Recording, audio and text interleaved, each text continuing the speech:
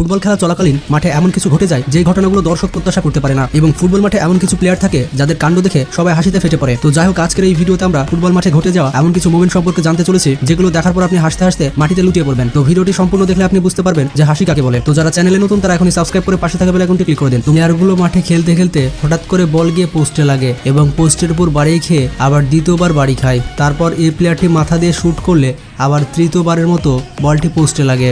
মানে ফুটবলটি বলতে চাইছিল, ভাই আমি গোল পোস্টে ঢুকবো না, আমাকে জোর করে ঢুকিও না। তো গাইজ এবার সাদা জার্সি পরা এই প্লেয়ারটিকে দেখে নিন। এই প্লেয়ারটি ট্রাইবেকারে বলটি গোল পোস্টে শুট করে আর সেটি গোল হয়ে যায় এবং সেই প্লেয়ারের টিমে থাকা গোলকিপার সেইটি দেখে খুশিতে নাচতে থাকে।